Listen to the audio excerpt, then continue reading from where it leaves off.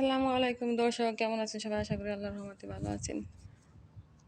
তো আমি আসছি সৌদিতে একটা ভিজিট বিষয়ে হাজবেন্ডের কাছে 3 মাসের জন্য। কিন্তু এখানে এই সারা একটা ফ্ল্যাটে একা একা থাকতে হয়। আগে স্বামীকে বলতাম যে সময় দাও না কেন, সময় দাও না কেন। এখন দেখতেছি যে বিদেশে লোক কত কষ্ট করে, কত পরিশ্রম করে কাজ করে, সারাদিন কাজের মধ্যে থাকে। তো আমি ওইখানে এসেছি, আমাকে বিল্ডিংয়ের মধ্যে ফ্ল্যাটের ভিতরে রেখে চলে যায়। সারাদিন একা একাই কাটান লাগে।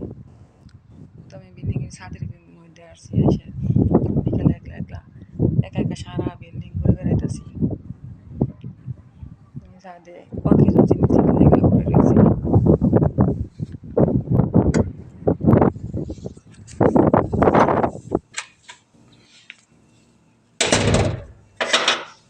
আসলে নতুন আসছি তো একা একা ভয় করে বাইরে যেতে, তাই চাই না। একাই সারা রুম ঘুরে ঘুরে বেড়াই। এটা আমার কিচেন রুম, এটা হচ্ছে বারান্দা।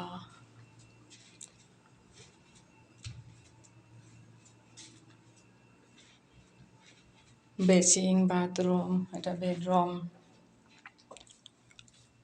এখানে আমি থাকি। আসলে বিদেশ জিনিসটা অনেক কষ্টেরই, তা বিদেশ না আসলে বুঝতে পারতাম না যে কতটা কষ্টের। যারা বিদেশ প্রবাস থাকে তারা কতটা কষ্ট করে। তো সবাই আমার জন্য দোয়া করবেন। আমি সৌদি আরব এসেছি যে উদ্দেশ্য নিয়ে, আমার স্বপ্ন যেন পূরণ হয়, আমি যেন হজ করে যেতে পারি ইনশাল্লাহ। কিছুদিনের মধ্যে আমি উমরা হজ করবো, উমরা হজ করে তারপর চলে যাব। আমি 3 মাসের বিষয়ে এসেছি, 1 সপ্তাহ হয় আমি এসেছি। 3 মাস পরে আবার যাব, তখন আবার ব্লগ ভিডিও করব। তো ভালো থাকবেন সবাই, দোয়া করবেন আমার জন্য। আল্লাহ হাফেজ।